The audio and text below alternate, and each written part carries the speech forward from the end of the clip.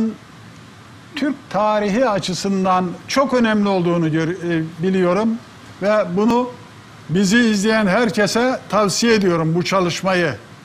Çünkü yazılı tarih, yani sultanların, padişahların, derebeylerinin yazdığı tarihin dışında bir de Türk halkının kendi tarihi var. Bu tarihi yazmış. Yeter ki okumasını bilelim. İşte bu çalışma, tarihin sessiz dili damgalar, o sessiz tarihi. Sessiz tarihi yazılı tarih ve görsel tarih haline getirmiş.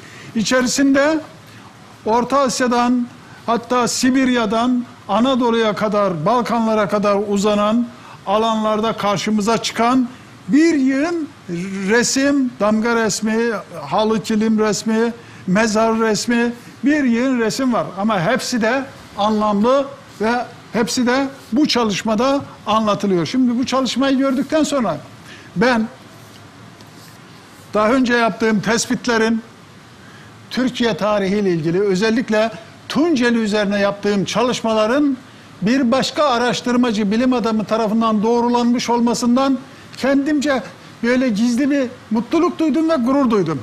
Sevgili izleyiciler, biliyorsunuz 2007'den itibaren Türkiye'de Tunceli üzerinden, Dersim üzerinden bir siyasi linç kampanyası yürütüldü.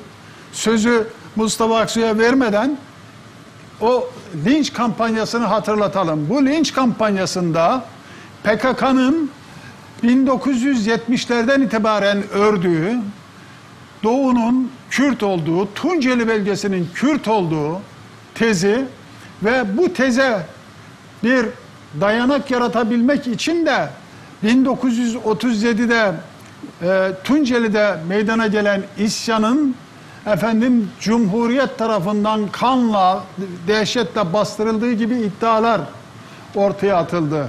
Şimdi o iddiaları yalanlamak ve Tunceli bölgesini halkımıza doğru göstermek için ben de şu çalışmayı yaptım. Yani Dersim İsyanları ve Seyit Rıza Gerçeği isimli bu çalışma. Bu çalışma bir taraftan 1937 isyanının önünü ve sonrasını tahlil ettiği gibi aynı zamanda Tunceli bölgesindeki kültürü de inceleyen bir çalışma. Ben o bölgeye gittim. Şu fotoğraf, arkadaki küçük fotoğraf benim Düzgün Baba'da, kimsenin gidemediği Düzgün Baba'da çektirdiğim bir fotoğraftır arkada bulunan. Yani birileri gibi masa başında oturup da şey yapmadım ben, bu kitabı yazmadım. Tunceli'nin dağını, tepesini gezdim, öyle yazdım. Şimdi niye iki kitabı yan yana koyuyorum? Benim daha önce burada söylediğim Tunceli bölgesinin hakiki Türklerden, öz Türklerden oluşan bir kültürün memleketi olduğu görüşümü Tarihin Sessiz Dili Damgalar isimli çalışmasıyla Mustafa Aksoy Hoca ispat ediyor. Bugün Tunceli konusunda sadece Tunceli değil, Bingöl, işte Sivas ve o bölgede karşımıza çıkan kültür unsurlarını değerlendirdiğimiz zaman, ki şimdi sözü Varto var. Varto işte o Bingöl çevresine bağlı ve meşhur Mehmet Zeki Fırat vardır. Fırat. Mehmet Şerif Fırat rahmetli. Onun Doğu illeri ve Varto tarihi var. Orada söylenenler de sevgili hocam sizin burada söylediklerinizi bir başka biçimde şey yapıyor, doğruyor. Evet, evet, doğru. Hatta bu yaz rahmetli Mehmet Şerif Fırat'ın kızının evine gittim ve Şerif Fırat'ın da mezarına gittim. O mezarlığın olduğu civarda da koç damgalarının örnekleri vardı. Ancak konumuz Tunceli olduğu için oradan örnekler almadım. Evet. Orada da var yani. Şimdi sevgili izleyicilerimiz, Tunceli üzerinde duruyoruz. Niye duruyoruz? Tunceli bölgesinin Kürt gösterilmesi yalanına karşı bizim elimizde şeyler ne? Kanıtlarımız ne? Kanıtlar bir halkın, bir milletin, bir toplumun gerçek tarihi, o halkın, alt tabandaki insanların yarattığı kültürel değerlerdir. Bu da en iyi biçimde mezarlara yansıyor. Şimdi ben sözü bundan sonra Tunceli ile ilgili sözü burada kesiyorum ve Mustafa Aksu'ya veriyorum. Hocam ne buldunuz Tunceli'de? Ne gördünüz? Şimdi benim çalışmam ilk haritayı gösterirsek daha anlamlı olacak. Arkada hocam şu arkadaki büyük Tamam. haritaya bakın isterseniz İşte daha rahat. bu haritaya baktığımızda çalışmamız Moğolistan, Ulanbator şuradan evet, başlıyor. oradan Hakasya, Kızıl, Evet. burada Sıtkı var, Fin-Uğur Türkleri, Evet. Tataristan, Çuvaşistan, Ufa, Ukrayna, Türk Cumhuriyetleri, İran, Ermenistan, Gürcistan, Türkiye, Makedonya, Romanya, Kosova. Yani şu anda toplam olarak 30 ülkede, özel bölgede araştırma yapmış oluyoruz. Benim en çok etkilendiğim ve şaşırdığım yer Hakkari ve Tunceli oldu. Neden o oldu?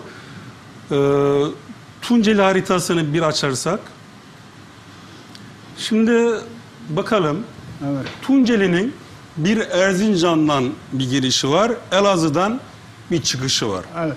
Ve dolayısıyla Tunceli'nin coğrafyasında nüfus hareketliği neredeyse sıfır. Yani kültür araştırmalarında otantik kültür unsurlarının bulunduğu en önemli yerler nüfus hareketliğinin en az olduğu alanlardır.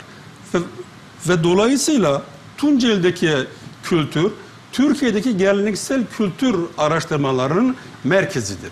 Evet. Bu anlamda Tunceli'de araştırma yaptığımda benim en şaşırdığım örnek şu oldu. Diyapağının halı kilimlerini gördüğümde ve oradaki koçbaşların olduğunu biliyordum. Ancak benim şöyle bir yöntemim var.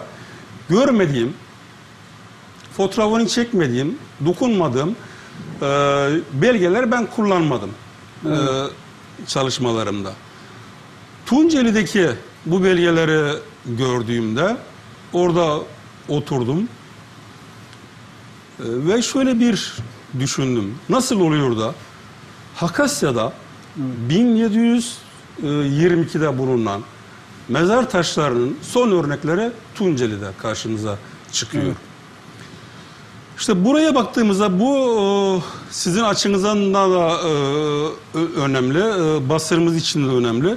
Mesela şuradaki gördüğümüz Koçbaşı mezar taşı 1772'de bulunmuş. Dünyadaki ilk koç mezar taşıdır. Evet. Evet. Bu koç mezar taşından 6 tane örneğimiz var. Hakasya'da ben bunların 4 tanesini bizzat gördüm. 2 tanesi başka bir şehirde olduğu için onları ben göremedim. Hakasya, Ovacık 1962 tarihli. Evet. Doğu Beyazıt, Rize.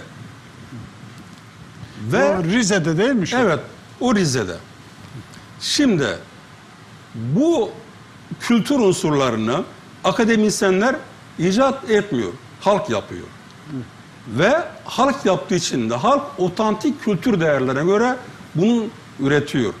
Halka bir sorduğumuzda niçin bu mezar taşını yaptığınızda bilmiyoruz. Bu geleneğimizdir, atamızdan gördüğümüz değerler diyorlar. Hocam bir saniye. Bir fotoğrafımız vardı. Sizin fotoğrafınız yine. Hani yuvarlanan bir şey vardır. Koç. İşte, buyurunuz. İşte bunu buradaki izah edin. bu Pülümür'de Sağlam Taş Köyü. Bu köye gittiğimde bu köydeki kışın 15 hane var. Yazın 50-60 hane oluyor. İnsanlar yaz tatillerini kendi köylerinde geçiriyorlar. Bu köye vardığımda mezarlığa uğradım. Mezarlıktaki insanlar toplanmışlar, oturuyorlar ve şu salla uğraşıyorlar. Dedim ki salı niçin yapıyorsunuz? Dediler ki aşağıya bir mezar taşı yuvarlanmış kışın kar yağdığından ötürü onu yukarıya taşıyacağız diye açıklama yaptılar. Dedim ki o mezar taşı kimin? Bilmiyoruz ama atalarımızın. Evet. Ve bu insanlar gördüğünüz gibi çok zor şartlarda bu mezar taşlarını yukarıya çektiler. Ve buradaki insanlara konuşurken dedim ki siz dedim kendinizi nasıl tanımlıyorsunuz? İşte biz bildiğiniz gibi Aleviyiz ve Zazaca konuşuyoruz. Ve orada işte birkaç kişi işte dedi ki işte biz Türkiye'de farklı bir grubuz. Hatta ben o tarihte gittiğimde Yusuf Alaçoğlu'nun bir konuşması ortaya çıkmıştı. İşte Tunceli'deki bir grup Alevi inançlı insanların Ermeni kimliğiyle kendilerini gizledikleri hakkında oradaki birkaç kişi hatta böyle dertlanarak ya biz zaten Zaza'da değilmişiz gibi bir evet. Serzenişte bulunuldu. O insanlara ben şunu sordum. Dedim ki size ben bir şey anlatsam inanır mısınız? Dedim ki bu Koçbaşı mezar taşlarının ilk örneğin bulunduğu yer Hakasya. Yani Altaylar. Bunun bulunduğu tarih ise 1722. Evet. İşte bu 6 tane. Bunların şu 4 tanesi Hakasya'da, 2 tanesi Barnavul'da. Bunun 4 tanesini ben gördüm. Az önce gösterdiğimiz de şuydu. Bunlar çizim. Dedim ki buradaki o mezar taşları nasıl olmuş da buraya gelmiş. O esnada bir tanesi içinden dedi ki hocam dedi aslında size bir şey söyleyeyim. Bizim dedi dedelerimiz, atalarımız derdi ki biz Horasan'dan geldik, Türk'üz derlerdi. Fakat siyasi konjonktürden ötürü biz onlara zaman zaman itiraz ettik. Fakat bugün biz görüyoruz ki onların dediği doğru. Fakat siyasi konjonktür bizim doğruları söylememize, ifade etmemize engel oluyor dediler. Şimdi sorum şu. 1722'de Rus araştırmacıların bulduğu bu mezar taşları milattan önce 10. asır olarak tarihlendirilmiş. Yani milattan önce 1000'li yıllarda. 3000 yıl öncesi bugünün aynen tarihinde. öyle. 3000 yıl önce. Ve bu mezar taşları Hakasya'dan, Kazakistan'dan, Türkmenistan'dan, Kırgızistan'dan, Azerbaycan'dan, Gürcistan'dan, Ermenistan'dan Türkiye'ye kadar gelmiş. Nasıl gelmiş? İlk Koç mezar taşları bu. Son Koç mezar taşı da Tunceli merkezindeki bir mezarlıkta 1965 tarihli. Ve mezar taşının üzerinde gördüğünüz gibi ay yıldız var ve balbal var. Evet. Ve dolayısıyla balbal ve Koç mezar taşları Türklerin otantik mezar geleneğinin bir ifadesidir. Bu anlamda bu mezar taşları dahi, sadece bu mezar taşları dahi Tunceli kültürünün ve tarihinin bence en önemli vesikasıdır. Hocam sözünüzü kestim, balla kestim. Şimdi bu Tunceli bölgesinin de dahil olduğu Doğu Anadolu, evet. Diyarbakır'da dahil olmak üzere evet, biliyoruz. Evet. Osmanlılardan önce Akkoyunlu ve Karakoyunluların hakim olduğu bir bölgeydi. Aynen öyle. Bu bölge özellikle Karakoyunluların hakim olduğu bir bölge. Evet. Ve Karakoyunluları da Kızılbaş, Alevi karakterli bir evet. Türkmen grubu olarak evet, tarihçiler evet. izah ediyor. Akkoyunluları Sünni ama Karakoyunluları kardeş kabile bunlar evet. işte kardeş boylar ama böyle zaman içinde farklılaşmış. Yani bu bölgeler bu mezar koç veya koyun biçimli mezar taşlarının bulunduğu yer şeyden önce yani Osmanlı'dan önce Karakoyunlu ve Akkoyunlu Türkmenlerin hakim olduğu bir alan. Yakın tarih açısından. Burada bir nokta koyup şöyle söyleyelim. Türkiye'deki koç koyun mezar taşları en yoğun olduğu hatta %50'sinin olduğu yer Tunceli'dedir. Evet. Ancak Bizim tarihçilerimizin, sanat tarihçilerimizin bir hatası şu: Koç Koyunbaşı mezar taşları Akkoyunlu, Karakoyunlulara izah ediyorlar. Evet. Diyorum ki bu mezar taşları Karakoyun, Akkoyunlardan kalmış olabilir. Ancak bunların tarihi kökleri Altaylar. Aynen. O konuda hiç şüphemiz yok. Altaylar. Yani 3000 yıl önce yapılmış orada şeyleri var, örnekleri. Koç Koyunbaşı mezar taşları Karakoyunların durup dururken yaptığı bir mezar kültürü değil, tarihten gelen bir kültürün ifadesi. Yani bu anlamda önemli. Hatta 3 tane bizim şey vardı. Mezarımız var. 3 tane. Rus Harbi'nde şehit olanlar. Onu bir gösterir miyiz? Arkadaşlar akıtalım bakalım Mustafa Bey'in getirdiği şeyleri. Hayır. Rus Harbi'nde ölenler. Geçelim bunu. Sonra döneceğiz bunlara. Bu sağlam taş. Evet. Arkadaşlar beni duyuyorsanız bu fotoğrafı değiştirelim. Akıtalım. Akıtalım şeyi. Evet. Yani onun hikayesine gelelim. Yani siz yaptığınız araştırmada Rusların... Evet, şimdi onu anlatırım isterseniz o gelene kadar. Evet. Türkiye'deki tarih ders kitaplarında Rusların Tunceli'ye gelmediklerini, yani Rus-Osmanlı Harbi'nden, Tunceli'den hiç bahsedilmez. Oysa Tunceli'deki Kırmızı Köprü denilen bir yerde Uzun Evler diye bir köy var. O köyde 3 tane mezar taşı var. 3 mezar taşının taşında diyor ki 1916 Rus Harbi'nde şehit olan insanlar.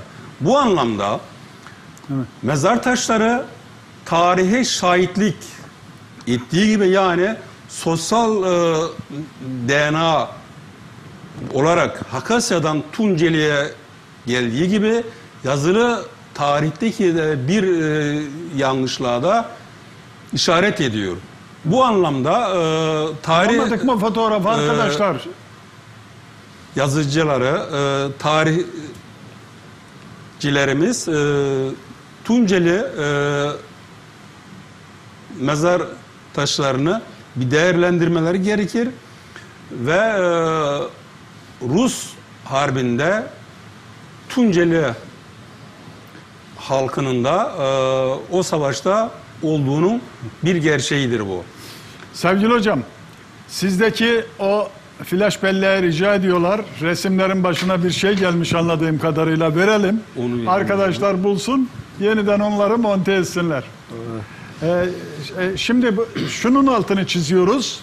Yani Tunceli'nin bilinen tarihi, hatta Tunceli tarihini yazan muhalifler de, Kürtçüler de sizin bu resmini de çekerek çalışmanıza koyduğunuz bilgiden, belgeden uzaklar.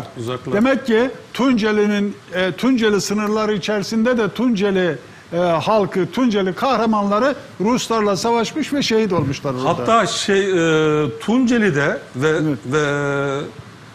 Pülümür'deki halk anlatıyor. Ruslar Erzincan'dan giriş yapmışlar. O vadi, siz bilirsiniz, çok dar bir alandı. Evet. Ve Kırmızı Köprü olan alan da viraj alınan bir alan. Oraya kadar hiç karşılık hiç verilmiyor. Oraya kadar Ruslar geliyor, o viraj anında pusuya düşürüyorlar. Rusların orada hepsini öldürüyorlar ve o şeydeki küçük bir dere var. O dere günlerce kıpkırmızı akmış. Ondan ötürü de o köprüye Kırmızı Köprü ismi verilmiş. Hem halkın bu kültüründe var, sözlü kültüründe var, hem de mezar taşları onu anlatıyor. Evet, yani bu da bizim yakın dönem Tunceli kültürüne sayenizde bir katkımız olsun. Yani lise, ortaokul ders kitaplarının bence Tunceli kısmının eklenmesi gerekiyor. Evet, yani Tunceli... Hatta Tunceli gençleri bu konuda diyor ki biz Ruslarla savaştık. Evet. Atalarımız öldü. Fakat nedense TC, Cumhuriyet bizi yok sayıyor diyor ve haklılar da. Evet. Demek ki herkesin aklına... İşte bu. Evet. İşte bakın. Burada diyor ki 1916 Rus Harbi şehidi. Rus Harbi şehidi. Rus Harbi Evet. şehidi. Yani bunları biz yok sayamayız yani. Evet. Tarihi vesika ve bu kültür halkta anlatıyor bunu. Evet. Evet. Evet. Halkın şeyi bu, bilgisi bu. Yani siz bu mezarlara rağmen Tunceli halkının Ruslara harp ettiğini yok sayarsanız oradaki insanlar ister istemez tarihi eserlerine karşı soğuk bakarlar. Yani Evet. halkı yok sayıyorsunuz. Dışlamamak, Dışlıyorsunuz. ötekileştirmemek Evet. gerekiyor. Yani Tunceli'nin Tarihi bir gerçek işte. Tunceli'nin belli bir kısmının PKK'nın Olabilir. peşine takılmasına bakarak Evet. tüm Tunceli'yi karalamak, orayı Kürt bölgesi ilan etmek, PKK bölgesi ilan etmek, kötülemek, tukaka yapmak son derece yanlış. Ben tekrar ediyorum sevgili hocam, Tunceli bölgesi bugün en has Türk kültürünün yaşadığı ve yaşatıldığı yer. Aynen, bak hatta bunu ben çok konferansımda ne söylüyorum. Türkiye'de otantik Türk kültürü arayan insanlar Tunceli'ye gitsinler. Benim yetkim olsa ben Tunceli'ye milli park yaparım. Evet, çok güzel bir öneri. Hatta bir makalemde Tunceli merkez olmak üzere Dersim Etnografya Müzesi kurulmasını yazdım. Devrim Başbakanı Davutoğlu Tunceli'ye gittiğinde bunu ifade etti. Ben de o zamanlar Başbakan'a mektup göndermiştim. Ancak o söz orada kaldı, yerini bulmadı. Umarım şimdiki Kültür Bakanımız kültürle çok yakın ilişkili biri ve Tunceli'ye bir yakışır bir etnografya müzesi kurarsa Türk tarihine ve kültürüne büyük bir hizmet yapmış olurlar. Evet. Şimdi tabii sevgili izleyiciler görüyorsunuz, yani görüyorsunuz hep koçbaşlı mezarları görüyorsunuz Tunceli'nin eski mezarlıklarında. Yani bu insanlık tarihi, hocam şu mezar kültürünün insanlık tarihindeki öneminin altını çizer misiniz? Şurada söylemek lazım. Bir kültür araştırmasında Evet. o kültürün en otantik örneklerini doğum, ölüm ve düğünlerde Evet. Görmek mümkün. Bu anlamda da işte bu mezar taşları bize diyor ki ben Altaylardan, Sibirya'dan, Kazakistan'dan, Türkmenistan'dan, Kırgızistan'dan, Güney Azerbaycan'dan geçerek Tunceli'ye kadar geldim. Lütfen beni görün diyor. Evet. Şimdi sevgili izleyiciler, önümüzdeki hafta bu mezar taşlarının işte Hakasya dahil Altaylar ve diğer coğrafyalardaki örnekler üzerinde duracağız. Bu bağlantı kurmaya devam edeceğiz Mustafa Bey'le.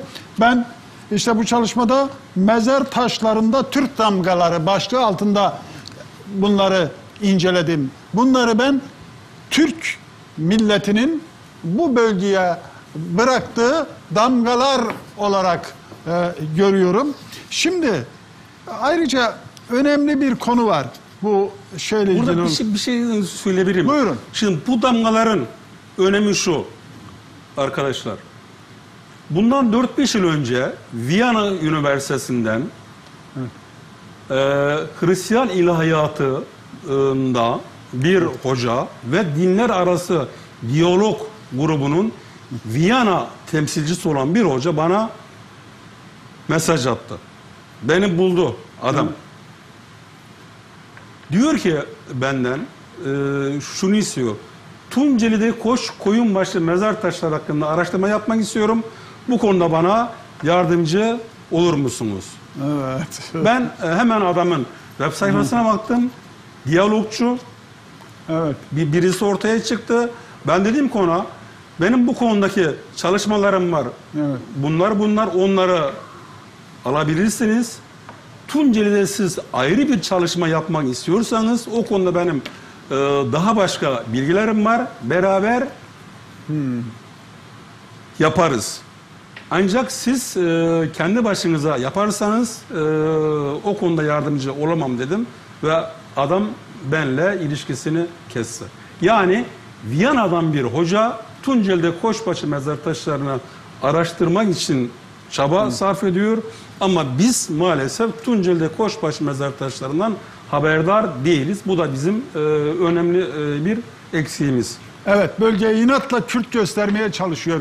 Devlet erkanı, Evet. bürokrasi, Evet, yani bir içinde efendim Sünnicilik kabarmış, Alevileri kötü göstermeye çalışan bir ekip de bölgeyi Kürt göstererek oradaki Alevileri ötekileştirmeye çalışıyor. evet, Bu son derece yanlış. Şimdi ben Tunceli bölgesindeki bu eski Türk inancının ne kadar derin olduğunu gösteren bir anekdot aktarmak istiyorum. Şimdi Tunceli isyanı sırasında yıl 1937. Şu harita önemli işte. Evet, 1937'de meşhur Ali Şir diye birisi vardır. Bu isyanın elebaşılarından birisi. 37 isyanının. Ali Şir. Bu iyi bir ozan, çok iyi bir ozan. Yani bizim büyük ozanlarımızdan biri ama kendisini Kürt zannediyor. Şimdi onunla Ama şöyle bir şey söyleyeyim Rıza Bey. Tunceli'deki halkın siyasi bir angajmanı olmayan insanların büyük çoğunluğu Kürtlüğü kabul etmezler. Evet. Hatta Kürtleri aşağılarlar. Tunceli'deki Kürt nüfusunun olduğu yer Mazgirt'te 4 köy, Pertek'te kısmen ve Çemişgezek'tir. Bunun dışındaki hemen hepsi Zazadır ve Zazalar Kürtleri aşağılarlar. evet. Şimdi şu önemli. Biz diyoruz ya Tunceli bölgesi en has Türk kültürünün hakim olduğu Belgeleri şey. söylüyorum, biz söylemiyoruz Ha, yani. Şimdi bakın bir şey aktaracağım, sözü yine size vereceğim. Bir rehber var.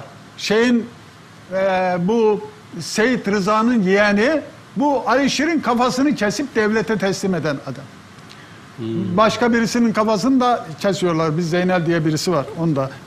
Yani 37'de birbirlerini kestiler bunlar. Ona hiç girmeyelim. Şimdi rehberle Ali Şir'in buluşması sürecinde bir yemin ettiriyorlar rehbere. Diyorlar ki bakın bana yemin et. De ki yukarıda mavi gök, aşağıda kutsal yer şahidimizdir. Bakın bunu ben bölüm uzun bir bölüm. Bunu ben yazmadım. Bu yemini ben yazmadım. Bunu Seyit Rıza'nın torunu konumundaki birisinin Almanya'da yazdığı o isyanla ilgili yazdıklarının içinde yakaladım. Rehbere yemin ettiriyorlar. Yemini yukarıda mavi gök, gök tanrı, Evet. aşağıda kutsal yer. Yer ve gök inancı üzerine 1937'de yeminlerini bunun üzerine diyor Tunceli halkı. Bir örnek de ben vereyim. Benim öğrencim şimdi bir üniversitede hoca, meslektaşım. Nazimiye'ye gittik. Evet. Öğrencimle. Nazimiye'de annesi köyde sanırım 85 yaşlarında, Allah uzun ömürler verirsin. Türkçesi çok iyi değil. Biz onunla baş başa oturduk, konuşuyoruz. Bir ara bahçeye çıktık. Bahçede bana eliyle dağları bir gösterdi. Evet. Konu nasıl oldu bilmiyorum ama oğul dedi. Biliyor musun dedi. Neyi dedim. Neyi ben biliyor mu diye sordum. Bizim dedi bu dağdaki taşların, ağaçların, toprakların canı var, ruhu var. Biliyor musun? Dedi. Evet. Aynen. Bu kadın Türkçeyi bile iyi bilmeyen bir kadın ama felsefe, duygu, düşünce nereden gelmiş? Evet. Şeyde işte o bölgeyi anlatırken biraz önce sözünü ettiğimiz rahmetli Mehmet Şerif Fırat da aynı şekilde Bingöl bölgesinde de ağaçların, pınarların, dağların canı olduğu inancı, onlara çok saygı gösterildiğini açık açık çalışmasında yazıyor. Geçen programda anlatmıştım. Aynı inanç, ben Tokatlıyım, Tokat bölgesinde. Aynı inanç Balkanlara gitmiş olan Türkler arasında da yaşamakta. Yani meşhur şeyler, isyan edenler, geçen programda da söylemiştim.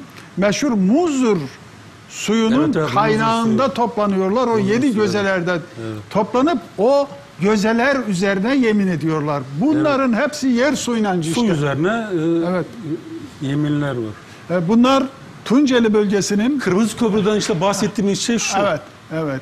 Burası işte. Burada kısırmışlar Rusları. Evet. Hocam şeye geçelim. Siz orada arkadaşlar kaybetmedilerse meşhur halıdan şimdi söz edelim. Olur. Kimin halısıydı o? İşte buradaki arkadaşlar burası bu fotoğraf çok yeni. Moğolistan'a gitmiştik. Moğolistan'daki havalanından çıktığımız yerdeki pasaportumuzda şeye basıyorlar ya, mühür. Evet. Orada. Bakın. Bu da rahmetlik Diyapağ'ın halısı. Bakın. Görülüyor değil mi? O Diyapağ'ın resmi biraz yukarı basalım. Halısı. Moğolistan, Türkmenistan, Kazakistan. Evet. Yani nasıl olmuş da bu Diyapağ'ın eşi mi, akrabası mı, kim yapmışsa Moğolistan'daki, Türkmenistan'daki, Kazakistan'daki damganın aynısını yapmış. Aşağı indirelim biraz. Hafif aşağı indirelim. Yukarıdaki damga görünsün arkadaşlar. Yukarıda böyle kalsın. Böyle. Ve bu damgalar neden Farslarda? Çünkü Kürtcülük yapanlar, PKK'cıların önemli bir kısmı Kürtlerin Farsların bir kolu olduğunu iddia ediyorlar. O halde bu damgalar Farslarda niçin yok? Etkileşimden bahsediyorlarsa İran'da Kürtler yaşıyor, Farslar yaşıyor ve Türkler yaşıyor. Evet. Neden o zaman o İran'da bir etkileşim olmamış? Araplarda neden bir etkileşim olmamış? İşte burada bahsettiğimiz geçen haftaki sosyal DNA teorisi devreye giriyor. Başka türlü bunu izah etmek mümkün değil. Şu Diyapağ'ın halısı birebir aynısı. Evet. Yani şimdi şöyle söyleyelim. Ya Moğolistan'a nasıl gitti? Yani Diyapağ, Tunceli'deki Diyapağ, evet. İran halısındaki motifi niye almıyor da gidiyor Moğolistan'daki, Türkmenistan'daki şeyi alıyor, motif alıp bizim oradaki kadınlarımız, analarımız bunu işlemiş. Niye almış? İşte tarih bu. Tarih burada yapıyor. Bilim ve tarih burada ortaya çıkıyor. Yani bunu yapan insanlara ben sorduğumda niçin yaptınız bilmiyoruz. Gelenek, anamdan gördüm, atamdan gördüm. İşte bilim insanı yapması gereken şey bu. Gökalp diyor ki aydınlar halka 2 defa gitmeli. 1, halktaki milli kültürü almak için gitmeli. 2, bilgi ve görgüsünü halka götürmek için gitmeli. İşte aydınlar halka gidip halktaki bu değerleri bunlarla karşılaştırıp izah etmediği takdirde halktan başka bir şey beklemeye bizim hakkımız yok. Evet. Şimdi burada şeye sesleniyorum, üniversitelere sesleniyorum, akademisyen geçinen arkadaşlara sesleniyorum sayenizde. Televizyonlara doluşup da Mohaç Harbi'nde Macarları nasıl yendik diye övünmek bu milletin tarihini anlatmak değildir. Yavuz Sultan Selim Kansu Gavri'yi Şah İsmail'i nasıl perişan etti diye böbürlenmek de bu milletin tarihini anlatmak değildir. Siyasi tarih. Bu milletin tarihi burada. Şimdi şu yolculuk bu milletin tarihinin yolculuğu. Onun anlatıldığı bir yolculuk. Kazakistan ama hatta o fotoğrafın olduğu yer şurada. Evet. Kızılordu. Tunceli te burada. Evet. Yani 3000 kilometre neredeyse. Evet. Geçelim arkadaşlar. Diğer yine o halı üzerinde duracağız biraz. Tamam, olur. Onu bir başka bir fotoğraf daha vardı. Şu an halının Tamam. İşte bu evet. yine Diyapağ'ın yastığı Tebriz'den bir kilim. Evet. Geçen hafta göstermiştim. Geçtin neyse. Bu da aynı yastık. Evet. Şuradaki şu damgaya Evet. bakalım. Şu damgaya bakalım. Aynı. Evet. Taşoğuz, Aral, Türkmenistan, Kazakistan, Antalya, Kazakistan, Çamlıhemşin, Kırgızistan. Evet. Yani Tunceli'deki Diyapağ'ın yastığındaki damga Kazakistan, Türkmenistan, Çamlıhemşin, Antalya, Kazakistan ve Türkmenistan ve Kırgızistan'da olduğu gibi karşımıza çıkıyor. Ancak bu coğrafyada Ruslar var, Farslar var ve Araplar var. Evet. Fars, Arap ve Ruslarda bu damgalar yok. Bunu yok derken ben kafadan atmıyorum. Rusların, Farsların kendi yazmış olduğu eserlerde de yoktur. Ama işte ta Asya'nın doğusundan, Sibirya'nın güneyinden, Altaylardan... Hatta daha size söyleyebilirim. Şunların aynısı Kızıldağ var. Tuva'da. Yani Altaylılarda var. Fin-Oğurlarda var. Yer olmadığı için ancak bu kadarını seçtim yani. Yani bu Fin-Ogurlar kimler? Ondan da kısaca bir söz edin. Yani onlar konusunda bazı tartışmalar var. Ancak benim görüşüm, okuduğum şeyler şu. Fin-Oğurlar Kuzey Türkleridir. Daha çok onlar Hristiyan ve eski Türk dinine bağlı insanlar. Bugün onlar Tataristan'ın kuzeyinde, Mariel'de ve Kom-Özerk Cumhuriyeti'nde yani Baltık Denizi'nin az aşağısında yaşayan Türk grupları orada onlar var. Evet. Hatta geçen hafta göstermiştik. Doğu Türkistan'daki bir pantolonun örneği Fin-Oğurlar'da karşımıza çıkıyor. Hocam önümüzde... Geçelim. Evet, geçelim bunda. Yalnız bu şeyin halısı biraz önce bana anlatmıştınız. Diyapağ'ın halısı çürümeye terk yani o Diyapağ'ın Atatürk'le olan fotoğrafı şeyde İl Özel İdaresi'nde eşyaları ve o fotoğrafı. Fotoğraf İl Özel İdaresi'nde kalmış ancak kayıp. Fotoğraf kayıp. Orada hatta ben yetkililerle konuştum. Bazıları alındılar. Yani bizi niye sorguluyorsunuz diye falan. Ben dedim ki sizi sorgulayan yok. Ben dedim araştırmacıyım. Buraya geldim. O fotoğrafı görmek tabi hakkım dedim yani. Gösteremediler ve kayıp. Halı ve kilimleri de özel idarenin yetkisinden çıkmış. Belediye başkanlığına verilmiş. Orada bir depoda çürüyorlar. Yani nemli, rutubetli ve böcekler falan vardı. Oradaki yetkililer anlattım ancak hiç kimse de oralı olmadılar. İşte bu fotoğraf da ilginç bir fotoğraf. İşte bizim kültüre tarihe verdiğimiz değer bu. Evet. Bu Şavşat'ta bir kilisenin etrafındaki bulunan koş mezar taşları. Evet. Ve bunlar, bu koş mezar taşları Türkiye'deki en eski mezar taş örnekleridir. Buradaki mezar taşların yeri neresidir? Müzeler.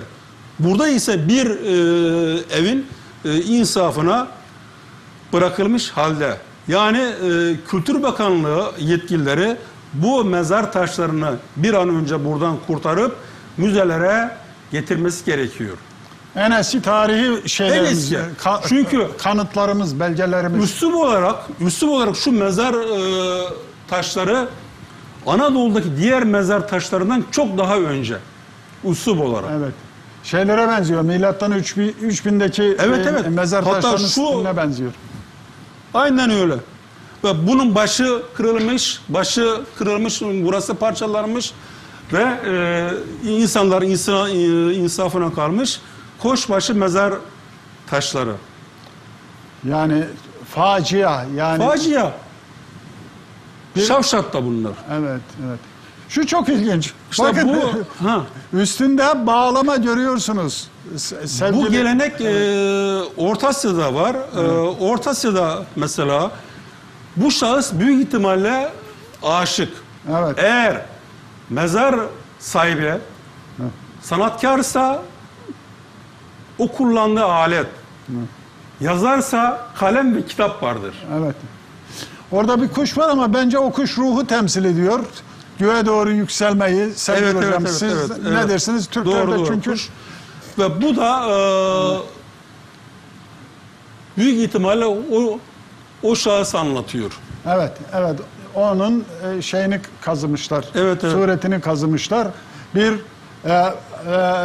aşık dediğimiz halk aşığı yani Halk aşığı ozan. yani. Ozan diye, halk ozanı diyelim. Ozan. Onun mezar taşı. Yani bundan Tunceli bölgesini bundan güzel daha Mesela anlatan bir saz- şey. Evet. Saz %100 Türk aleti. Yani. Kesinlikle kopuz işte. Kesinlikle yani. Dede Korkut'un kopuzu işte. Evet. Aynı kopuzu ben Türkistan'da gördüm. Hacı Bektaş dergahında Şey vardı, tutulan- balballar vardı Pertek'ten ve Moğolistan'dan. Hocam haftaya Moğolistan'dan tekrar biz Perte'ye bir yolculuk yapacağız sizinle. Çünkü bugünkü süremiz doldu. Daha anlatacaklarımız bitmedi. Daha biz bu kitabın içini de daha açamadık yani. Bu kitabı açıp da içinde ne var ona bile bakamadık. Ama haftaya bu kitabın içerisine de biraz bakacağız. Bu yolculuğumuz yani Moğolistan'dan Anadolu'ya, Altaylardan Anadolu'ya Türklerin yolculuğu, kültürel yolculuğunu anlatmaya devam edeceğiz. Sevgili izleyiciler, şimdilik hoşça kalın. İyi akşamlar diliyoruz.